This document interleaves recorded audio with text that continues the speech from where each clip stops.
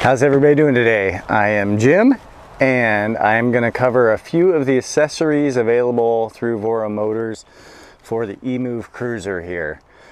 Just to show you kind of the pitfalls that they might come with, some of the sacrifices you might make for it, and just how they really work for you. So what I'm going to cover is some of the nicer leather stitch grips, and hopefully you can see they actually are pretty nice, and they have a good feel, and they lock in two spots, and they have an end cap that's removable, so that allows you to put in a bar end mirror or any kind of bar end accessories you might want.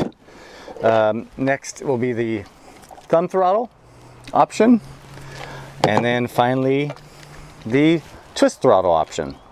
So we're just going to put them on and show you how it goes. The tools you need for all three of these options are just three. You need 3, 4, and 5 millimeter wrenches. The multi-tool that came with the Cruiser will have that, but I find these a little easier to use. So first thing first with all of these is getting off the grips. Now, if you have an air compressor, it'll work easier than this, but I'm demonstrating this because a lot of folks probably just have a bike pump. I'm using an inflation needle. And what else I'm going to be doing is I'm taking advantage of this little vent hole in the end of the handlebar. And so what you're going to do is you just got to get everything in a position where you can access this. And I'm locking this into place just so this doesn't move around. And this is a brand new Cruiser, by the way, so I won't be riding with the throttles, but I'm going to show you how they actuate and work. So all you're doing is you're actually putting a little pressure in here. So you press this nozzle up against the edge as tight as you can, and you just kind of get some pressure in here. All right. If you get the right leverage, it comes off pretty quickly. So the first thing I want to show with the standard grips that come with this is a grip that comes with the Cruiser, and with this grip you get to fold your handlebars. So you can see the difference in size of the locking grip, and even though it feels quite nice, you need to make sure that you are okay losing the ability to fold your handlebar. At this point, you just tighten this down where you want it, where you want your palm pressure, and it works quite well. But then, of course, you see you no longer have the ability to fold this handlebar. So just be aware of that.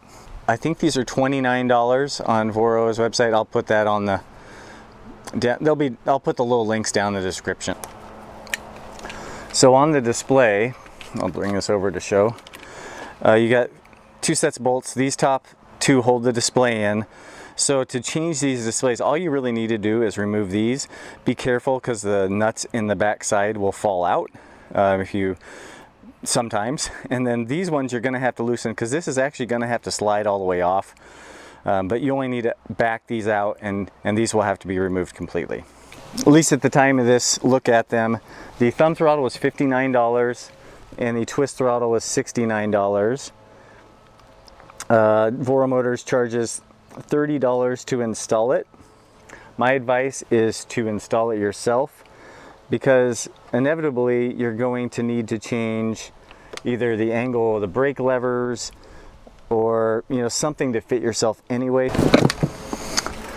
Okay, thumb throttle first. The one thing Voro did very nicely is the connection is very quick and easy to work with. I would wait to make that connection until last. So I removed the original display. This connection would be the last thing I would connect. You really have to slide your brake lever off.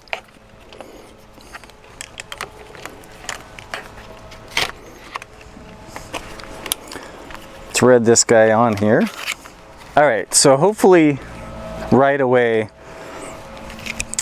you're going to foresee the problem with the system. Because there's such a little slack between these two, you can't independently move them. And then additionally, the brake lever, when you bring this into the mix, it only fits in kind of one spot between these two pieces. What ends up coming through is there's some limitation on how you can orient these three pieces, which you're basically adding an extra piece to your handlebar.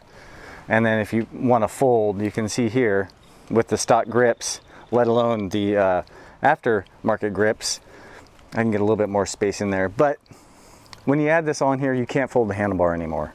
So what I've done on some other folks that wanted the thumb throttle, if you really like the functionality of the thumb throttle, I've taken the key out and either zip tied it over here, or with one little handlebar accessory attachments, move the key up to that attachment point of the accessory bar to get it out of the way here so that you can still have the ability to fold this handlebar. So with both the other throttles, you get this new display versus this one. This one's just a black and white, and I'll show you this one that's on there now is color.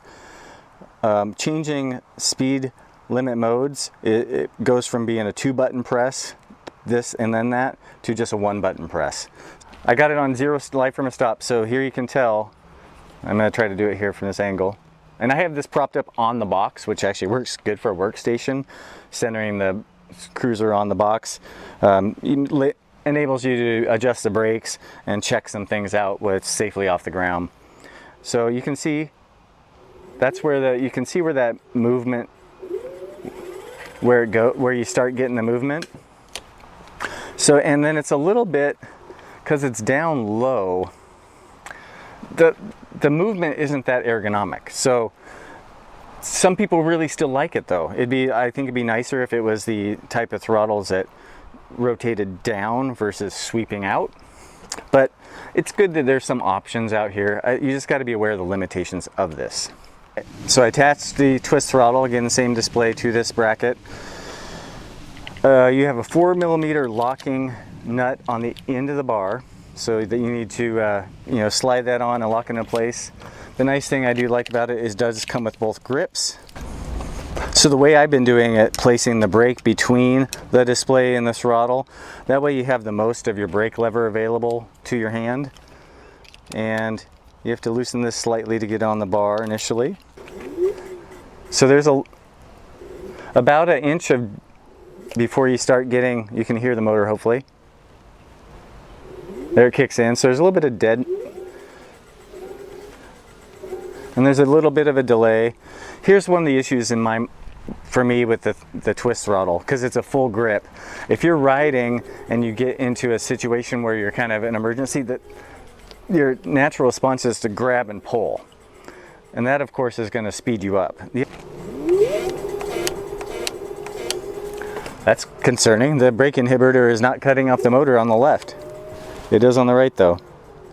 So, but as soon as you can hear, so I got the throttle on.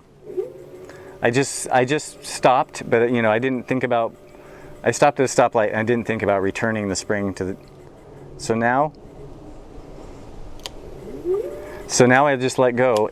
You're right back at that same throttle position, and if you're wide open or something, you might not be ready for that. I do think it's a pretty good look. And the nice thing about these grips is you actually still do have folding functionality. So that's good. Here's my suggestion on the twist throttle. I like the twist throttle better than I like the thumb throttle because it doesn't limit you quite as much. What I typically do on my e-bike kits, when I have a full twist throttle, I put it on the left and I put it backwards. So in order to do the throttle, you have to turn it away. And I find that, wow, this thing really likes to hang on there. I find that works a lot better. So I'm going to do that real quick, show you how that is, and then wrap this up. All right, that took a little bit longer than I thought to get everything sorted out. It was hard to get this back off the handlebar to move it over here. So what I've done now is I've moved the display and everything over to the left, and now I can rotate away from me, so when my emergency situation comes and I pull this way, I'm all right. So this takes a little getting used to, but I kind of like it if you really want this full twist grip, and that's the way I like to set them up. Now, one thing I've already noticed just in the time I'm just putting this on, the wires have started to pull out here. So, you know, this short wire connection between the new accessory and the new display, that's a weak point in here of both of these.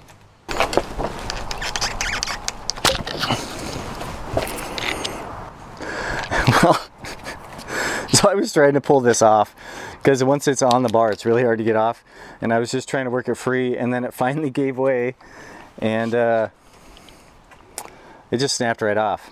So that's kind of unfortunate, isn't it? Well, hopefully this doesn't happen to you. All right, we're back. I'm not back at the beginning, I am at the end.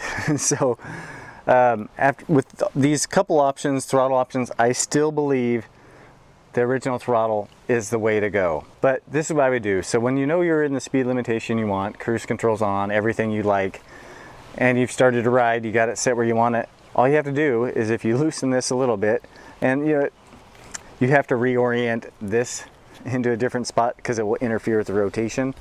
But what you can do is you can just spin this around and use it as a thumb throttle.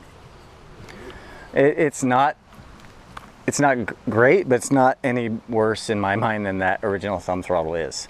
So that would be the advice. If you really want to do that, I'd probably move the key over here, and I would just have it so I could flip this around if I wanted to.